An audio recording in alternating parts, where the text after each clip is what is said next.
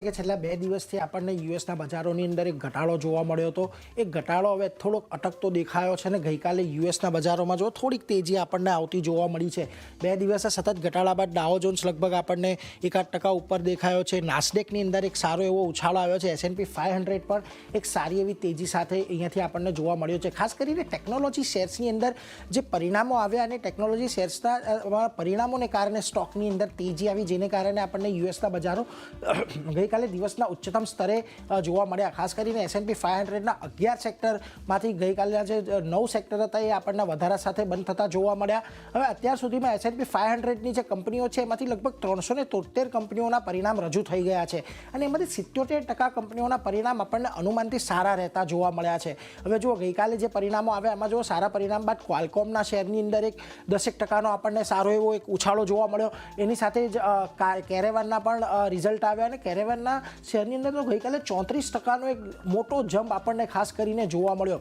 જોકે બીજી બાજુ નબળા પ્રોફિટ ગાઈડન્સ છે DoorDashના શેરની અંદર પણ લગભગ 10%નો ઘટાડો આપણને ગઈકાલે આવતો જોવા મળ્યો હતો।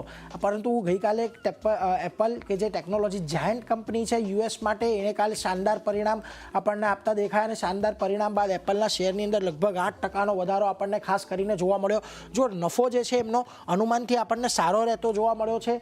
આવક પણ અહીંયા અથવા કે આવક જે છે અનુમાનથી થોડી ઓછી ઘટી છે, એટલે ઘટવાનું અનુમાન હતું પરંતુ અનુમાનથી થોડી ઓછી ઘટી છે અને ખાસ કરીને અહીંયાથી હવે તો ડિવિડન્ડ અને શેર બાયબેક પર પણ નિર્ણય કરવાના છે અને $110 બિલિયન બાયબેક એપલ કરવાનું છે કે જે યુએસમાં અત્યાર સુધીનું સૌથી મોટું આપણને ખાસ કરીને બાયબેક રહેતું દેખાશે। એટલે જુઓ, ઘણા બધા પોઝિટિવ સંકેતો આજે આપણને ત્યાંથી મળી રહ્યા છે, પરંતુ આજે જેમ તમે શરૂઆતમાં કહ્યું કે ચીન અને જાપાનના બજારો બંધ છે, પરંતુ ખાસ કરીને જે કોસ્પી, તાઇવાન, સ્ટ્રેટ ટાઈમ્સ એ બધા બજારો છે ત્યાં આગળ આજે આપણને એક સારી એવી તેજી જોવા મળી રહી છે। તાઇવાનનું બજાર તો 1% જેટલું ઉપર છે। હવે ગઈકાલે આપણે જ્યારે ચર્ચા કરી હતી ત્યારે લગભગ આપણું ફ્યુચર્સ જે છે 22,770ની આજુબાજુ આપણને ક્લોઝ થતું જોવા મળ્યું હતું, જ્યાંથી પણ આજે થોડુંક પોઝિટિવિટીના સંકેત આપણને ગિફ્ટ નિફ્ટી આપી રહ્યું છે। જો 773 પર નિફ્ટી ફ્યુચર્સ બંધ થયા હતા, 888ના ટાર્ગેટ અત્યારે જે પોર્ટ છે એ ગિફ્ટ નિફ્ટી આપી રહ્યું છે। એટલે આજના દિવસમાં એક ચોક્કસ છે કે સપ્તાહનો છેલ્લો દિવસ છે।